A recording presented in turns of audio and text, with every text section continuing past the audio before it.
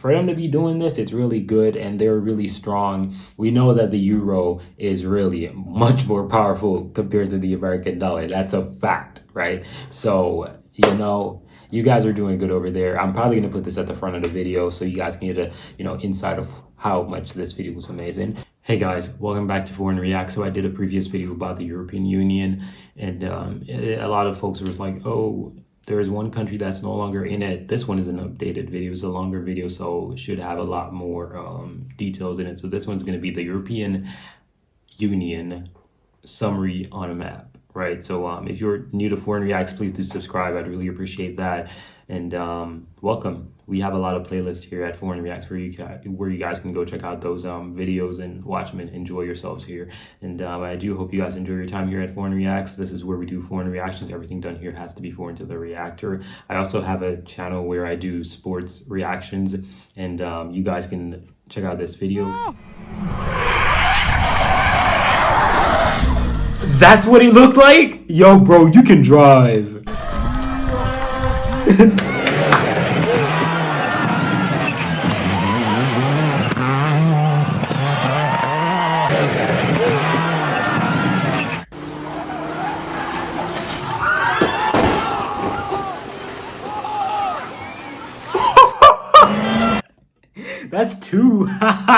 That's two cars over there, bro. Like, what? You guys can go also subscribe to that channel. I'm gonna leave a link at the top of the comments. I'm gonna pin that comment with a link so you guys can actually go check out that channel. I'd really appreciate it if you guys help me to get to 1,000 subscribers over there.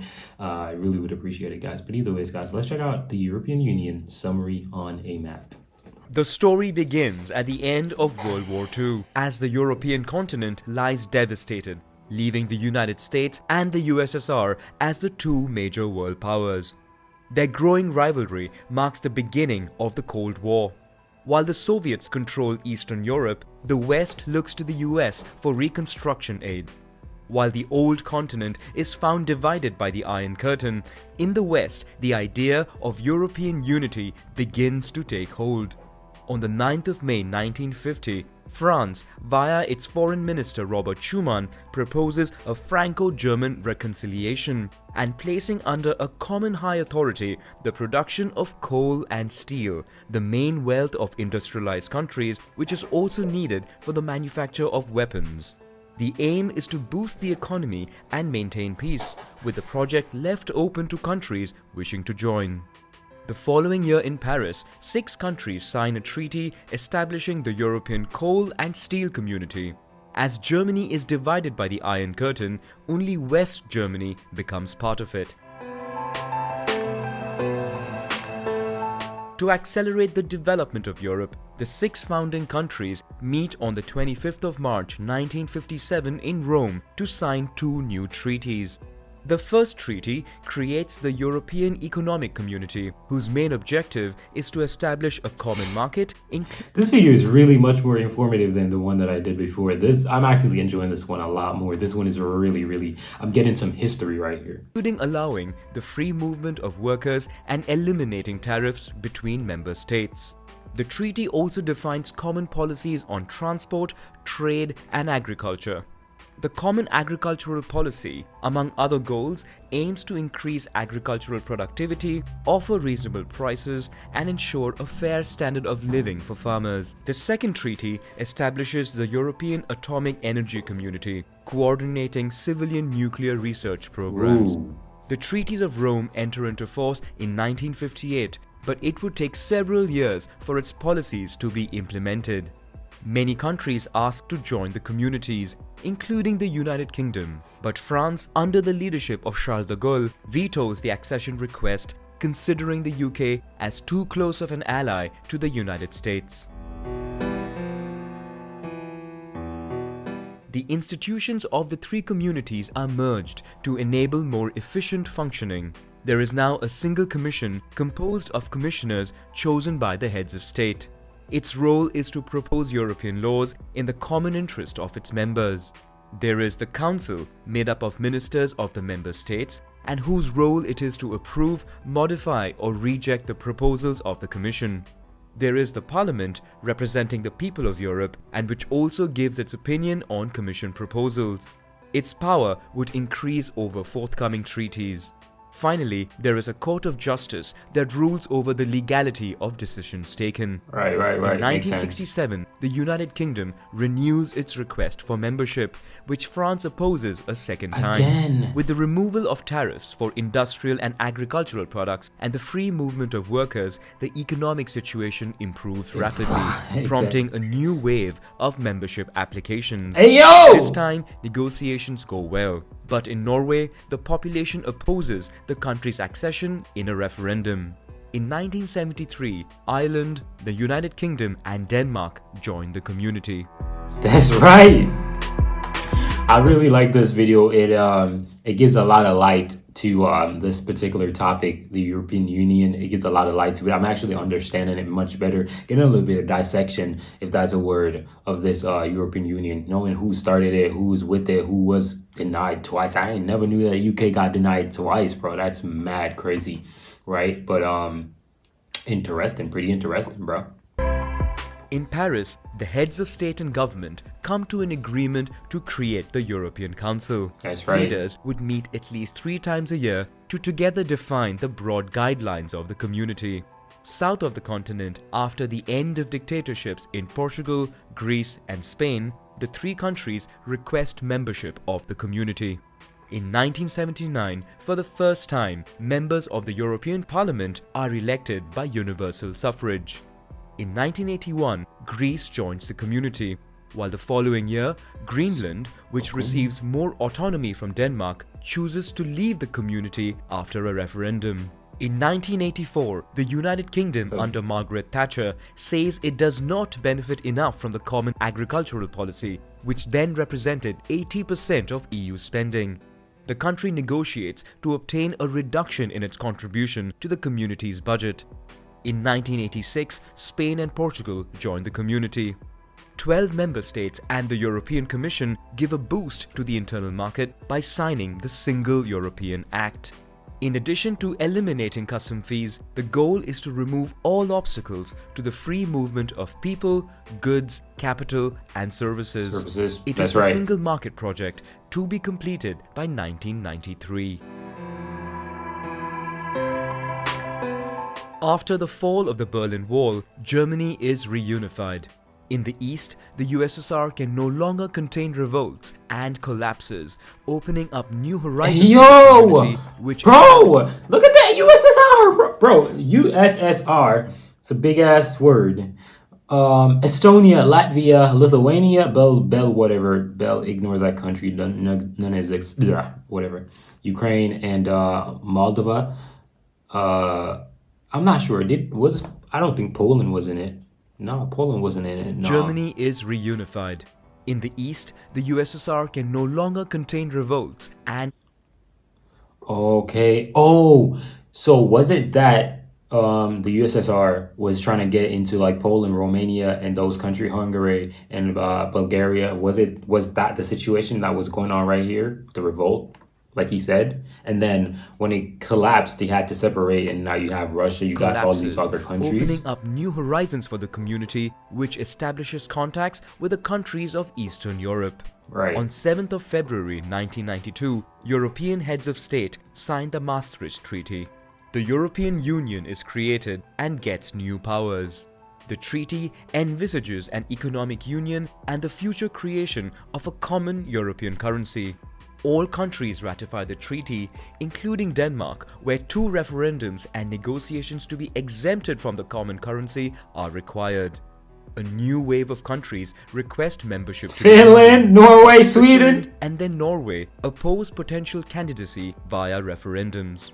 On the other hand, in Austria, Sweden and Finland, negotiations succeed, and in 1995, the EU grows to 15 members. Dang, boy.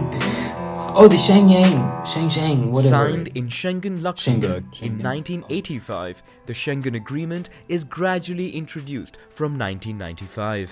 Its objective is to abolish border controls and therefore have total freedom of movement within the European Union. The agreement is incorporated into the European Union through the Treaty of Amsterdam. In addition, the Common Currency Project advances, which would be called the Euro. However, the United Kingdom, Sweden and Denmark do not want it.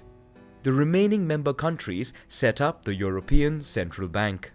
The euro was officially launched on the market in 1999, although the currency would be put into circulation. Oh wait, so what would, like, maybe I missed it, maybe I'm an idiot and I missed it. Was it that the before we became the European Union, right? Was it that they were using a different currency or their own selected currency? Like, let's say the Finnish were using Fin dollar, right? Swede was using a Swedine. Let's just give some random names, right? Was it that type of situation where we were using our own currency, own money, and then once the Eurozone was created, we started using the euros? Was that the situation? Because I probably missed it. I'm not sure. But was it that before the European Union was established, we got the name European Union? Was it that all of these bodies, the 15 bodies that he mentioned, was it that they were using a single currency, single type of money already? Or was it that it started using that after the Eurozone? On the 1st of January 2002. As negotiations take place to enlarge the union, heads of state meet in Nice to try and improve the structure. Nice, that's nice. The outcome of the Treaty of Nice is considered mixed. 2 referendums are needed in Ireland for it to come into force. Okay, education time, baby. Enlargement. Okay, let's go. On the 1st of May 2004, 10 new countries are included in the European Union. 10. All new members joined the Schengen area with the exception of Cyprus, as part of the island is controlled by the Turkish army since 1974. After the half-failure of the Treaty of Nice, the 25 heads of state meet in Rome to again try to streamline the functioning of the European Union. This time, they aim to create a constitutional treaty that would replace all existing treaties with a single text. This sparks heated debate across Europe. Fearing an overly powerful European Union at the expense of national sovereignty, the French and Dutch populations oppose the treaty via referendums. This triggers a period of reflection and in-depth consultation within member states. On January 1, 2007, Romania and Bulgaria joined the European Union. The same year, 27 heads of state signed the Treaty of Lisbon, which aims to strengthen and improve the functioning of the EU after enlargement. Notably, it is agreed that the EU's role is to promote peace, support sustainable development, fight against social exclusion and discrimination, and safeguard cultural heritage. The treaty is ratified by all states but Ireland, which holds a referendum and rejects it. Yet again, more negotiations and a second referendum would be needed in Ireland for it to take effect. Crisis? What? The global economic and financial crisis has repercussions on the Eurozone, which enters a recession. After the rout of major European banks, many countries find themselves in difficulty. In particular, Greece, part of whose public debt has been kept hidden with the help of consultants from the Goldman Sachs Bank. The country is forced to ask for financial aid from the Eurozone and the IMF, in exchange for which it must implement austerity measures. Ireland, coming to the aid of its banks, also sees its public debt explode. But the country does not want to ask for aid from the Eurozone, fearing it may in return be forced to raise its low corporate tax rates. The country finally receives aid all the same, in exchange for which it must adopt a strict plan. Subsequently, Portugal, Greece a second time, Spain and then Cyprus obtains financial aid from the Eurozone, while almost everywhere on the continent, austerity plans are put into place. Migrant crisis? In 2013, Croatia joins the European Union. That's right. At the borders of the continent, the so-called Arab Spring creates instability in many countries. The civil war in Syria, a second civil war in Libya and in Iraq, and other events such as the war in Afghanistan and violence in the Horn of Africa push many people to migrate to Europe. Despite the construction of walls at the Turkish border, in 2015, over 1 million migrants enter the Schengen area.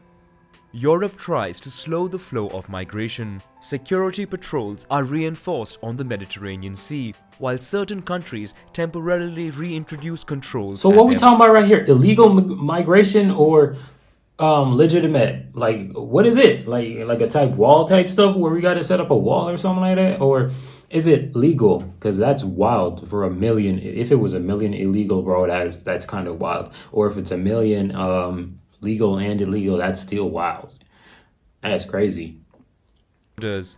In addition, the European Union signs agreements with Turkey and then with Libya, where the political situation is very unstable, so that they control and block the so-called illegal migration routes in So exchange for illegal. financial aid. Migrant processing centers are funded mainly in Italy and Greece, where migrants find themselves awaiting regularization in overcrowded conditions. The migration crisis divides European countries and fuels the rise of nationalist and Eurosceptic parties. Brexit. In June 2016, the United Kingdom, through a referendum, votes in favor of leaving the European Union. The country then enters long and difficult negotiations with the European Union to define the conditions of their withdrawal. After numerous failures, an agreement for Brexit is finally reached, and the United Kingdom exits the EU on January 31, 2020. While the UK no longer has any decision-making power in the bloc, it continues to contribute to the European budget and receive funding at least until the end of the year. Oh, okay, By this okay, deadline, okay. it is meant to negotiate future agreements with the EU, in particular concerning customs duties, free movement, the status of Europeans living in the United Kingdom and vice versa, and the status of the border that separates Ireland from Northern Ireland. Okay. After the departure of the United Kingdom, the European Union has 27 member states with a population of about 450 million. Hey, Negotiations are underway for the accession listen, of I'm not trying to tell nobody to do nothing stupid, but if the European Union can actually work together, they can actually be. When you put America on the table, you put Russia on the table because you got to put Russia on the table, big boys. And you put the European Union. I don't know how many people are living in Russia, but I'm pretty sure that America has more than them, if I'm not mistaken. Russia is larger, but America got way more population. America got about 329 mil. He just said 400 and something mil, right? That's a lot. So the European Union could actually create their own military unity where people from each country, participate in something and they put some money towards military. Bro, they could be the most powerful, what you would say, I wouldn't say organization, but unity, like something like that. It's really appalling if you think about it, to be honest. But we'll see where it goes with the European Union, because I'm telling you, this sounds really good, and it's actually, I think Ukraine is gonna join after the war. Ukraine is doing very well. Shout out to all my Ukrainians. If you watch this video to this far, shout out to all you guys. Ukraine probably joins the European Union. So we don't know how much more countries will add to that 27 after the Brexit, but kind of looking dope, bro. new countries, mostly in the Balkans. Negotiations for Turkey's accession, which started in 2005, are stalled. 19 countries are members of the Eurozone, while 6 other countries have adopted the Euro without being a member of the Eurozone or the EU. Finally, the Schengen area now comprises 26 states, including 4 non-members of the European Union, with Cyprus, Croatia, Bulgaria and Romania expected to integrate soon. Okay. Okay, I like what the European Union is doing, bro. The European Union, I like you, bro. I like what they did to this. It's